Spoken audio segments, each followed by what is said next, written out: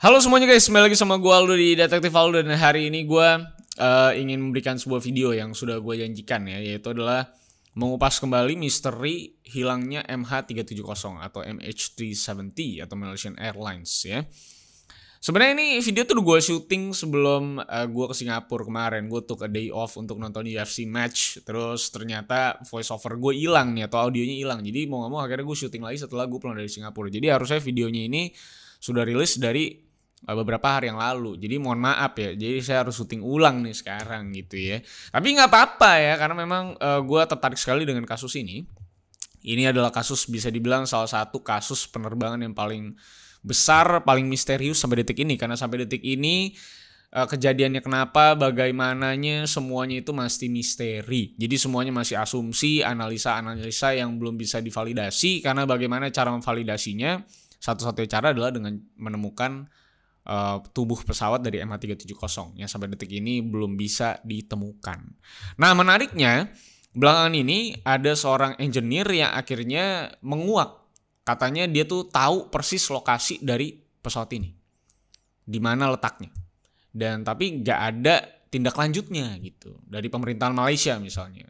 Dan memang akhirnya terkoneksi dengan kasus seperti bagaimana para pencari independen bangkai pesawat MH370 ini yang diancam saat berusaha menemukan sisa-sisa tubuh pesawat dari MH370 ini. Akhirnya menjadi sebuah rantai teori bahwa sepertinya ada yang mencoba menutupi kasus dari hilangnya pesawat ini. Nah, bagaimana? Kita akan kupas satu persatu. Karena kalau secara kronologinya gue sudah sempat bahas. Kalian bisa mungkin klik di card di atas yang udah lama banget gue bahas. Dan sekarang ada update-nya. Mari kita bahas lebih lanjut. Kalau misalnya lo belum tahu juga. So, let's begin the case, guys. I lost myself. I waited still for a glimmer to arrive. I know it will. Oke, hilangnya MH370 ini tuh memang benar-benar bisa dibilang jadi salah satu misteri dalam dunia aviasi yang belum terpecahkan sampai video ini naik setidaknya. Dan di mana letak badan pesawatnya pun sampai detik ini juga belum ditemukan. Ya akhirnya bikin kita semua tuh, khususnya yang suka dengan dunia aviasi atau dunia penerbangan, gue pribadi juga suka banget naik pesawat terbang gitu ya. Jadi semakin penasaran gitu, kira-kira apa sih sebenarnya yang terjadi kepada MH370 di hari lepas landasnya, yaitu pada 8 Maret 2014. Jadi udah lama banget, mungkin sekitar 8 tahun yang lalu. Dan sampai detik ini belum ditemuin. Nah, setelah banyak fakta berantakan yang terkait dengan hilangnya pesawat ini dan selalu berfokus kepada sang pilot yang katanya sengaja memang jatuhin pesawatnya karena memang katanya sebuah bentuk protes dalam kebijakan politik Malaysia pada saat itu, karena pilotnya memang merasa mungkin tidak cocok dengan kebijakan yang diambil negaranya, so dia protes dengan cara seperti itu gitu ya. Nah, itu kan adalah teorinya gitu. Nah, setelah teori itu muncul gitu kan, ada yang percaya ada yang tidak. Nah, beberapa waktu yang lalu ada seorang pencari independen yang buka suara soal bagaimana ternyata dia itu diancam oleh berbagai pihak untuk menyudahi pencarian independen puing pesawat MH370 ini. Pencari independen ini namanya adalah Blaine Gibson. Seorang yang memang sangat peduli dengan fakta atau kebenaran dari MH370. Dan dari awal emang sudah turut serta dalam pencarian puing MH370 ini, untuk tujuannya menguak misteri gelap di balik hilangnya pesawat ini. Nah, tapi sebelum lanjut kepada si Gibson ini, buat kalian yang mungkin nggak tahu soal pesawat ini, sebenarnya udah pernah gue bahas seperti yang tadi gue bilang. Tapi secara singkat, intinya pesawat Malaysian Airlines ini terbang dari Kuala Lumpur pada tanggal 8 Maret 2014 menuju Beijing, Cina. Tapi tiba-tiba itu di koordinat yang disimulasikan itu tiba-tiba berbelok arah. Ya memang arahnya cukup aneh gitu pada saat itu, lalu tiba-tiba menghilang dari radar bersama dengan 239 orang di dalamnya, penumpang maupun kru. Yang beberapa diantaranya juga adalah orang Indonesia. Makanya orang Indonesia juga cukup concern sama kasus ini karena ada orang kita di dalam sana gitu kan. Nah, karena keanehan ini dan memang simpang siurnya teorinya Dan anehnya juga manuver pesawat MH370 ini di saat-saat terakhir yang terlihat di simulasi. Nah, misteri MH370 ini akhirnya memang berhasil jadi salah satu misteri dunia aviasi terbesar yang belum terpecahkan sampai detik ini. Nah, itu kira-kira singkat cerita dari kasusnya. Nah, kembali lagi ke Blaine Gibson sebagai relawan sekaligus pencari independen puing dari pesawat tersebut yang juga didukung oleh hampir seluruh keluarga penumpang MH370. Dia itu menceritakan bahwa di masa-masa dia mencari puing pada kala itu, bahkan sampai sekarang juga dia masih melakukan usaha-usaha tersebut ya. Nah, ternyata dia itu seringkali mendapatkan ancaman, mau mau dihilangkan gitu oleh beberapa oknum yang tidak dikenal. Bahkan ancamannya mulai semakin sering dan keluar kata-kata seperti no play no blame, alias bisa dihilangin juga nih si Blaine kalau memang masih aja berusaha untuk ikut campur dalam pencarian pesawat tersebut. Salah satu temennya itu juga pernah ditelepon sama seorang oknum tidak dikenal untuk menyampaikan pesan kepada Blaine bahwa Blaine gak akan bisa keluar hidup-hidup dari Madagaskar, sebuah tempat yang memang dimana Blaine mencari puing pesawat tersebut juga. Nah, Blaine juga bukan cuma diancam, bahkan dia itu secara sadar merasa gitu ya bahwa dia tuh diikutin kemanapun oleh orang-orang yang tidak dikenal. Karena kan biasanya kalau kita tuh manusia, kalau misal kita diikutin sama orang gitu kan, kadang-kadang kita tuh punya feeling gitu kalau kita tuh diikuti atau diliatin gitu. Nah, itu kira-kira feeling atau perasaan yang dirasakan sama Blaine selama proses pencarian pesawat tersebut. Dan katanya dia juga merasa bahwa dia tuh difoto-foto sama orang tidak dikenal, yang tentunya bikin dia semakin tidak nyaman sekaligus juga sangat ketakutan dong pastinya. Karena tujuannya baik gitu. Tapi kenapa ada yang ngikutin dan ada yang foto-foto dia? Nah, dari sinilah si Blaine ini percaya bahwa hilangnya pesawat tersebut bukanlah hal kecelakaan dan bukanlah aksi dari sang pilot. Dan sepertinya ada misteri yang memang sebenarnya jauh lebih gelap dari hilangnya pesawat ini, yang coba disembunyikan oleh banyak pihak atau mungkin turut campur dari beberapa negara. Mungkin aja, itu kan teorinya si Blaine, bukan gue. Nah, selain Blaine, ada juga satu orang lagi, namanya Ghislaine, yang juga adalah keluarga dari penumpang yang hilang bersama dengan MH370. Dan sekaligus juga ikut mencari puing MH370 secara independen. Nah, dia ini itu pernah dikontak oleh beberapa orang yang menyatakan pengen membantu dia untuk mencari pesawat tersebut. Tapi dengan nada dan perkataan yang cukup mencurigakan bagi Ghislaine. Yang dicurigai oleh Ghislaine kayaknya orang-orang tersebut itu sebenarnya nggak pengen ngebantu dia. Tapi justru pengen tahu lokasi Ghislaine di mana, tinggalnya di mana, dan baru dia tuh akan dicelakai. Kira-kira itu perasaan dan feelingnya Ghislaine saat dihubungi oleh beberapa orang-orang misterius yang katanya mau ngebantuin dia. Tapi namanya kita manusia, kadang kita punya perasaan bahwa ini orang kayaknya bakal berlaku jahat sama kita. So itu yang Ghislaine rasakan saat dia ditelepon sama orang-orang misterius ini. Makanya dia juga sampai ketakutan.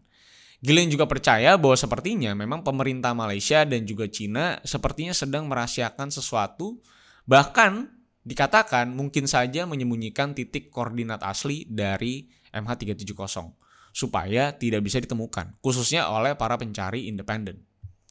Setidaknya itu yang dipercayai oleh beberapa orang yang memang masih menaruh harapan terhadap penemuan pesawat ini, khususnya para keluarganya.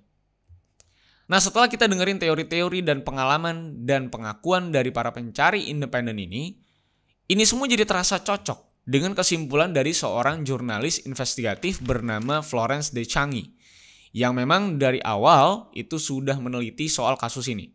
Dan dia punya teori yang lain bahwa memang sebenarnya MH370 ini pada saat itu ditembak jatuh oleh pesawat tempur Amerika. Liar banget nih ya teorinya ya.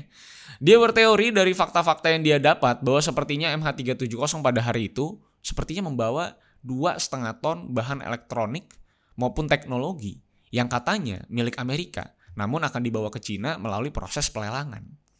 Karena itulah Florence percaya bahwa kenapa MH370 ini bisa hilang dari radar secara tiba-tiba, kalau misalnya kita lihat dari simulasi yang diperlihatkan, sepertinya karena pesawat tersebut dikepung oleh pesawat Amerika, sehingga pesawat MH370 ini bisa hilang dari radar karena medan magnet gitu. Flo juga menyatakan bahwa sebenarnya Amerika tuh pada saat itu sebenarnya punya motif untuk membuat pesawat ini untuk beralih ke arah yang lain atau ke arah yang dimana Amerika inginkan. Tapi karena sepertinya sang pilot ini tidak mau, ya akhirnya dipaksa dengan cara ya gitu ditembak jatuh. Setidaknya itu yang Florence percaya terkait kasus MH370 melalui investigasi yang dia lakukan, since dia adalah investigative journalist. Itu kesimpulannya dia, bisa dipercaya atau tidak. Yang akhirnya memang kalau kita simpulkan, ini bisa jadi sebuah teori yang mix and match dengan beberapa pernyataan para pencari independen yang memang merasa diancam karena usaha mereka untuk menemukan puing MH370 ini. Bahwa mungkin betul ada peran beberapa negara dalam kasus ini kalau kita sambungkan. Walaupun dari pihak keluarga maupun si Florence ini itu punya teori yang atau asumsi yang berbeda. Tapi mix and match sih agak-agak cocok gitu ya. Nah selain itu memang baru-baru ini yang seru adalah seorang aerospace engineer bernama Richard Godfrey yang mencoba meneliti anomali dari signal radio di hari di mana pesawat ini hilang, itu juga akhirnya mulai membagikan hasil temuannya. Di mana dia tuh berhasil menemukan radius pasti di mana letak pesawat Malaysian Airlines ini yang memang berada di tengah-tengah Indian Ocean. Richard juga cukup yakin bahwa anomali signal yang ditemukan itu betul pasti punya MH370 karena di jalur tersebut itu hanya ada 2 pesawat di hari hilangnya pesawat tersebut dalam waktu yang berdekatan. Sehingga seharusnya signal yang dia tangkap itu betul adalah dari pesawat MH370. Sejauh ini kalau betul memang penemuan Richard adalah fakta atau pasti aktual gitu ya, mungkin inilah yang paling detail soal koordinatnya dari penelitian-penelitian sebelumnya. Karena Richard betul-betul bisa menganalisa jalur dari pesawat tersebut di hari menghilangnya pesawat tersebut. Si Richard ini juga beranggapan bahwa sepertinya pesawat MH370 pada saat itu masih dalam kendali pilot di saat-saat akhirnya. Yang memang bertentangan dengan beberapa fakta bahwa katanya pesawat sudah dalam kondisi autopilot dan seluruh kru maupun penumpang itu sudah dalam kondisi tidak berdaya. Richard berasumsi atau menganalisa hal tersebut itu berdasarkan hal yang dia lihat melalui analisa gelombang radionya, di mana ada gerakan memutar selama 20 menit, di mana Richard percaya sepertinya pada saat itu sang pilot ini sedang berkomunikasi dengan pihak Malaysia soal kira-kira apa yang harus dia lakukan dan kira-kira kemana dia harus terbang dan apakah pesawatnya lagi diikuti oleh pesawat lain. Maka itu pesawat ini terlihat seperti memutar. Yang diasumsikan oleh Richard sepertinya sang pilot belum mengambil keputusan soal arah yang mau diambil, alias lagi buang waktu.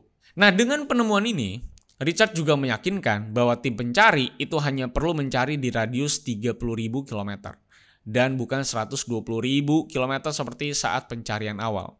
Dan dia yakin bahwa pesawat itu betul-betul ada di daerah tersebut. Dengan penemuan yang sangat aktual menurut Richard dan sudah melalui analisa yang mendalam dan dalam waktu atau kurun waktu yang cukup lama, dan dia juga adalah engineer gitu ya. Yang dia bingung adalah kenapa penemuannya ini itu nggak dianggap serius dan kenapa pencarian pesawat ini nggak kembali segera dibuka oleh Malaysia. Memang betul, pencarian MH370 bisa dibilang memakan biaya yang sangat besar. Bahkan menjadi biaya pencarian yang bisa dibilang salah satu terbesar dalam sejarah. Jadi mungkin untuk membukanya kembali memang butuh validitas yang lebih terkait dengan penemuan Richard ini. Nah makanya sejauh ini setidaknya laporan dan temuan Richard ini sedang diteliti dan diperiksa kebenarannya oleh beberapa pihak yang bertanggung jawab. Dan kalau memang katanya terbukti benar dan sesuai dengan data-data di lapangan, bisa jadi Malaysia ini kembali dibujuk oleh pihak-pihak untuk membuka kembali pencarian pesawat ini yang sudah lama menjadi misteri terpendam.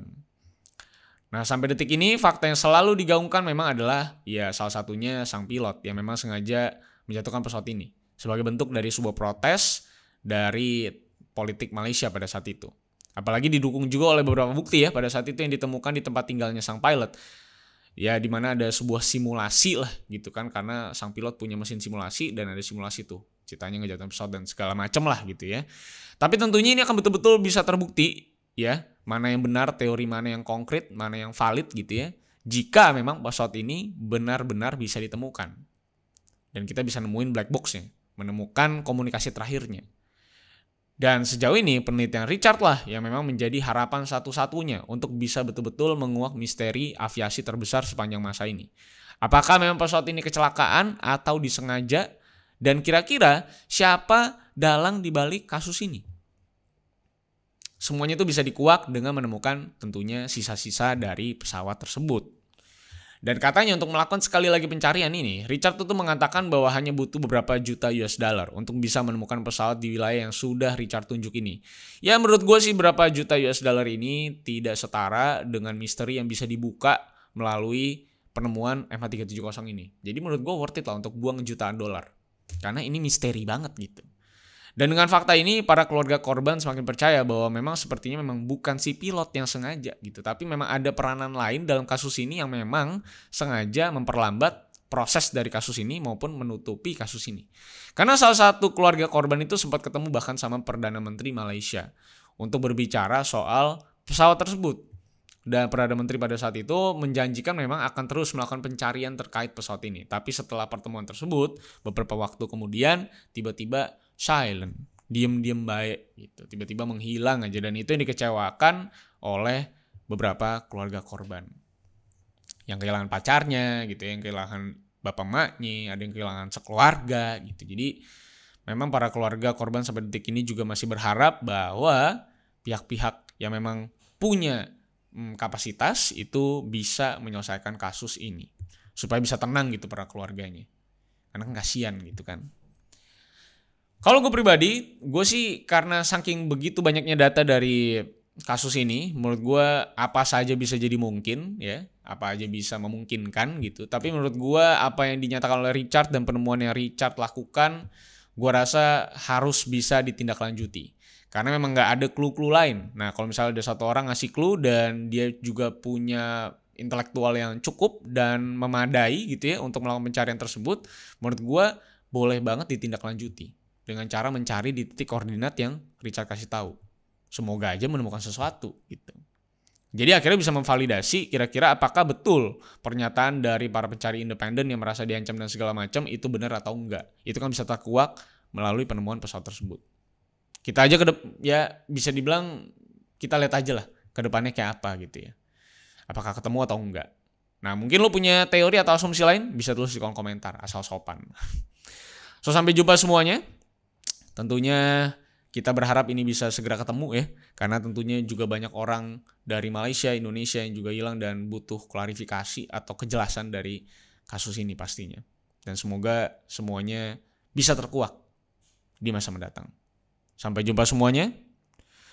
Jangan lupa like, share, dan subscribe. Follow gue di @rivaldo santosa. Sampai jumpa di kasus-kasus lainnya. Karena sebenarnya kasus-kasus yang menarik di luar sana yang bisa kita bahas dan kita kupas. So see you on the next case guys.